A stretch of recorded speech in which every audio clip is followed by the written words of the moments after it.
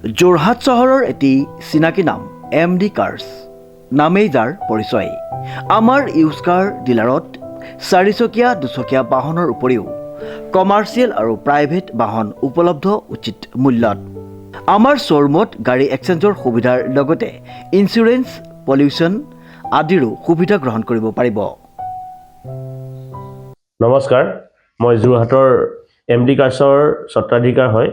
আমাৰ ইয়াত সকলোখিনি গাড়ী পাব, কমাৰ্চিয়েলৰ পৰা ধৰি প্ৰাইভেট ভেহিকললৈকে পাব। আমাৰ ইয়াত ফাইনেন্সৰো সুবিধা পাব আৰু এক্সচেঞ্জো হয় আমাৰ ইয়াত।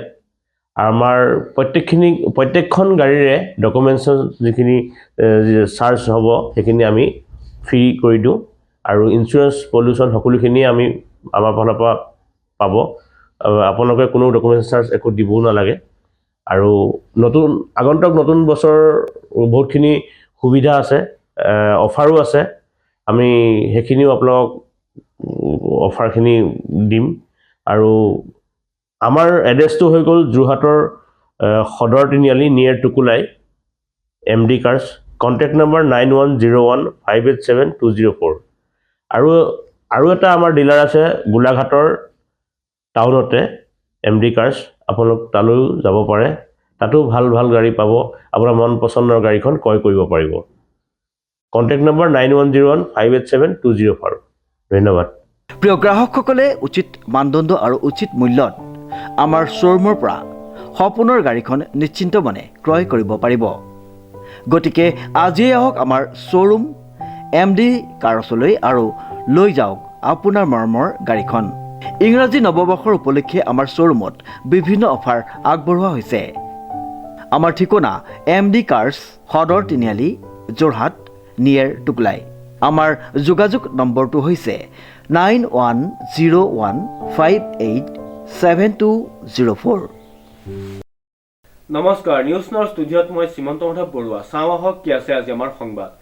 আশ্ৰয়ৰ উদ্যোগত দেৰগাঁৱৰ নিৰঞ্জন হালৈ কবিতা পুথি প্ৰকৃতি প্ৰেম আৰু পোহৰৰ বন্দনা উন্মোচন। নিউজ নাওৰ এক ৰিপৰ্ট।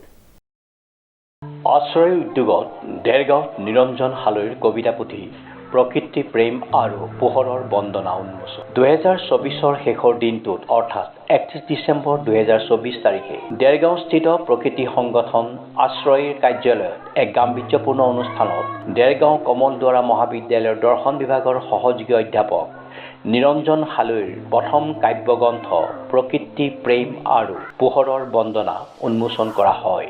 আশ্ৰয়ৰ সম্পাদক ডক্টৰ সঞ্জয় কুমাৰ হাজৰিকাই আগধৰা অনুষ্ঠানটিত সভাপতিত্ব কৰে আশ্ৰয় সভাপতি তথা দুহুতিমুখ উচ্চতৰ মাধ্যমিক বিদ্যালয়ৰ অধ্যক্ষ শ্ৰীযুত শশী কুমাৰ গোহাঁই। গ্ৰন্থখনৰ উন্মোচন কৰে দেৰগাঁও কমলদুৱাৰা মহাবিদ্যালয়ৰ মুৰব্বী তথা সহযোগী অধ্যাপক ডক্টৰ চন্দী চৰণ গোস্বামীয়ে। উন্মোচনী সভাখনত মুখ্য অতিথিৰ আসন অলংকৃত কৰে দেৰগাঁও সমজিলাৰ আয়ুক্ত দামোদৰ বৰ্মনে। বিশিষ্ট অতিথিৰ আসন গ্ৰহণ কৰে গোলাঘাট উত্তৰ উন্নয়ন খণ্ড দেৰগাঁৱৰ জ্যেষ্ঠ খণ্ড উন্নয়ন বিষয়া গৌৰৱ বৰঠাকুৰে। অন্যতম বিশিষ্ট আলহীৰূপে উপস্থিত থাকে দেৰগাঁও কমলদুৱাৰা মহাবিদ্যালয়ৰ অধ্যক্ষ ডক্টৰ ৰঞ্জিত কুমাৰ বৰদলৈ। প্ৰকৃতি সংগঠন আশ্ৰয় উদ্যোগত আমি প্ৰকাশ কৰিলোঁ আমাৰ যুটীয়া সম্পাদক নিৰঞ্জন হালৈৰ এখন কবিতা সংকলন প্ৰকৃতি প্ৰেম আৰু পোহৰৰ বন্দনা। এই গ্ৰন্থখন আমাৰ উন্মোচন কৰিলে দেৰগাঁও কমলদুৱাৰা মহাবিদ্যালয়ৰ অসমীয়া বিভাগৰ সহযোগী অধ্যাপক ডক্টৰ চন্দী চৰণ গোস্বামীয়ে। অনুষ্ঠানত মুখ্য অতিথি হিচাপে অংশগ্ৰহণ কৰিলে দেৰগাঁও সমজিলাৰ আয়ুক্ত দামোদৰ বৰ্মন ডাঙৰীয়া আৰু লগতে বিশিষ্ট অতিথি হিচাপে উপস্থিত আছিল গোলাঘাট উত্তৰ উন্নয়ন খণ্ডৰ খণ্ড উন্নয়ন বিষয়া গৌৰৱ বৰঠাকুৰ আৰু লগতে দেৰগাঁও কমলদুৱাৰা মহাবিদ্যালয়ৰ অধ্যক্ষ ডক্টৰ ৰঞ্জিত কুমাৰ বৰদলৈ ছাৰো উপস্থিত থাকিল। আজিৰ অনুষ্ঠানত আমি নিৰঞ্জন হালৈৰ গ্ৰন্থখন প্ৰকাশ কৰিবলৈ পাই আনন্দিত হৈছোঁ, কাৰণ নিৰঞ্জন হালৈৰ সেই কবিতা সংকলনত সৰহসংখ্যক কবিতাই প্ৰকৃতি বিষয়ক আৰু আমাৰ যিহেতু আশ্ৰয়ো আমি প্ৰকৃতি সংৰক্ষণৰ কাৰণে কাম কৰি আহিছোঁ। আমাৰ কাম কাজৰ লগত সংগতি থকা এই গ্ৰন্থখনৰ বিষয়বস্তুৰ এই গ্ৰন্থখন প্ৰকাশ কৰিবলৈ পাই আমি আনন্দিত হোৱাৰ লগতে আশা কৰিছোঁ যে ভৱিষ্যতে নিৰঞ্জন হালৈয়ে আৰু অধিক কাব্য চৰ্চা, সাহিত্য চৰ্চা আগবঢ়াই লৈ যাব আৰু এটা সময়ত আমি এজন প্ৰতিষ্ঠিত কবি হিচাপে আমাৰ মাজত যাতে নিৰঞ্জন হালৈক লগ পাওঁ সেই আশা কৰি আমাৰ এই অনুষ্ঠানৰ সফল কামনা কৰোঁ। উন্মোচক ডক্টৰ চন্দী চৰণ গোস্বামীয়ে কাব্য গ্ৰন্থখনৰ উন্মোচনী ভাষণত কয় যে কবিতা কেৱল শব্দৰ সংযোজন নহয়, শব্দৰ ব্যঞ্জনাহে কবিতাৰ সৃষ্টিত অৰিহণা যোগায়। হালৈৰ কবিতাত পুৰত চিন্তাৰ প্ৰকাশ ঘটা বুলি মন্তব্য কৰে। কবিতাসমূহত সুন্দৰ শব্দৰ উৎকৃষ্ট প্ৰয়োগ ঘটা বাবে পাঠকৰ বাবে এক সুখপাঠ্য কাব্যগ্ৰন্থ হোৱা বুলি লেখকক অভিনন্দন জনায়। উন্মোচনী সভাত গ্ৰন্থখনৰ লেখক হালৈয়ে জনায় যে কবিতাৰ প্ৰতি অনুৰাগ তেখেতৰ ছাত্ৰ জীৱনতে ঘটিছিল। কবিতা পুথিখনত তেখেতৰ যোৱা 4টা দশকৰ সৃষ্টি সন্নিৱিষ্ট হোৱা বুলি মন্তব্য কৰে। গ্ৰন্থখনিৰ প্ৰকাশক আশ্ৰয় সম্পাদক ডক্টৰ সঞ্জয় কুমাৰ হাজৰিকাই লেখক নিৰঞ্জন হালৈক গ্ৰন্থখন প্ৰকাশ কৰিবলৈ দিয়াৰ বাবে ধন্যবাদ জ্ঞাপন কৰে। লগতে মন্তব্য কৰে যে প্ৰকৃতিৰ গৰিমা প্ৰসাৰ কৰা আৰু প্ৰকৃতিৰ সংৰক্ষণৰ বাবে সজাগতা সৃষ্টি কৰাৰ উদ্দেশ্যে 2018 চনৰ পৰা গ্ৰন্থ প্ৰকাশক হিচাপে কৰ্তৃত্ব লাভ কৰি গ্ৰন্থ প্ৰকাশ কৰি আহিছে। এইখন আশ্ৰয়ৰ প্ৰকাশনৰ 3য় গ্ৰন্থ। উন্মোচনী সভাখনত উপস্থিত থাকে ডক্টৰ জ্ঞানদীপ শইকীয়া, চাৰু ডেকা বৰুৱা, প্ৰদীপ বৰা, ৰাজেন পূজাৰী, জ্যোতি কুমাৰী শৰ্মা, পংকজ ৰাজখোৱা, প্ৰসেনজিৎ খাউন, অধিবক্তা গুণ গগৈ, অধ্যাপিকা লাৱণ্য বৰা, অধ্যাপিকা ইলুৰা গগৈ, গৌতমী হাজৰিকা, মামু ৰাজখোৱা, ৰুণু ৰাজখোৱা, জানমণি হাজৰিকা, সংবাদ সেৱী বিদ্যান বৰদলৈ, লেখকৰ জ্যেষ্ঠ ভাতৃ দ্বিজেন হালৈ, সহধৰ্মিনী তথা শিক্ষয়িত্ৰী ভূবালা কলিতাৰ লগতেই কেইবাগৰাকীও ছাত্ৰ ছাত্ৰী। ছপা গ্ৰন্থৰ ভৱিষ্যত শীৰ্ষক বিষয়ৰ ওপৰত অন্তৰংগ অনুষ্ঠানৰ হাত ধৰে ডক্টৰ সঞ্জয় কুমাৰ হাজৰিকাই। অন্তৰংগ অনুষ্ঠানত কেইবাজনো বিশিষ্ট ব্যক্তিয়ে অংশগ্ৰহণ কৰি এটা সজীৱ সন্ধিয়াৰ সৃষ্টি কৰে। এইখন মোৰ প্ৰথম গ্ৰন্থ কাব্য সংকলন। কবিতাৰ চৰ্চা মই মোৰ স্কুলীয়া জীৱনৰ পৰাই কৰিছোঁ, কিন্তু মাজে মাজে মোৰ এই চৰ্চা ব্যাহত হৈছিলে ঘৰুৱা পৰিস্থিতি বা আৰ্থিক দুৰাৱস্থাৰ কাৰণে। কিন্তু দেৰগাঁও কমলদৰা মহাবিদ্যালয়ত জইন কৰাৰ পিছত মই আকৌ যেতিয়া আৰ্থিকভাৱে সচ্ছল হ'লোঁ, আকৌ সাহিত্য বিশেষ কাব্য চৰ্চাৰ মনোনিৱেশ কৰিলোঁ। কাব্য সম্পৰ্কে, কাব্যৰ ধাৰা সম্পৰ্কে মোৰ অলপ গভীৰভাৱে মই অধ্যয়ন কৰিলোঁ।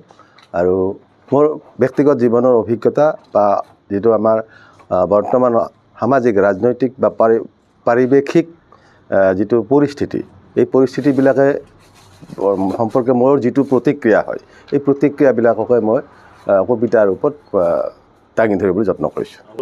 গ্ৰন্থখন উন্মোচন কৰিলে আমাৰ দেৰগাঁও কমলদৰা মহাবিদ্যালয়ৰ অসমীয়া বিভাগৰ মুৰব্বী তথা সহযোগী অধ্যাপক ডক্টৰ চণ্ডীচৰণ গোস্বামীদেৱে। আচলতে মই কবিতা পুথিখন আজিৰ পৰা 10 বছৰ আগতে প্ৰকাশ কৰাৰ মন কৰিছিলোঁ, কিন্তু সেই সময়ত মই বৰ ব্যস্ত আছিলোঁ আৰু আৰ্থিকভাৱেও বৰ সুচল হোৱা নাছিলে, আৰু প্ৰকাশক মোৰ মনে মিলা মই প্ৰকাশক পোৱা নাছিলোঁ। যিহেতু মই আশ্ৰয়ৰ লগত জড়িত আৰু প্ৰকৃতি সম্পৰ্কীয় চৰ্চাত মই এতিয়া ব্ৰতী, মই বিশেষকৈ প্ৰকৃতি বিষয়তে মই গৱেষণাও কৰি আছোঁ, পৰিৱেশ সম্পৰ্কীয় সমস্যা লৈ পেলাই। বিশেষকৈ আমাৰ বৈষ্ণৱ সাহিত্য আৰু বুদ্ধ দৰ্শনত থকা যিবোৰ আমাৰ প্ৰকৃতি সংৰক্ষণৰ উপদেশমূলক কথা, সেইবিলাক মই সেই গৱেষণা কৰি তাৰ পৰা এটা মই সিদ্ধান্ত উলিয়াবৰ কাৰণে যত্ন কৰি আছোঁ। গতিকে পৰিৱেশ মোৰ প্ৰিয় বিষয়, আৰু মই ভাবোঁ যে আজিৰ সমাজে পৰিৱেশক গুৰুত্ব দিব লাগে, আৰু পৰিৱেশ সংৰক্ষণক গুৰুত্ব দিলেহে আমাৰ মানৱ সমাজ তথা আমাৰ বৰ্তমানৰ এই পৃথিৱীখন সুস্থিৰ হৈ থাকিব, সুৰক্ষিত হৈ থাকিব। দেৰগাঁৱৰ পৰা নৱজ্যোতি ভৰালীৰ ৰিপৰ্ট, নিউজ নাও 24/7।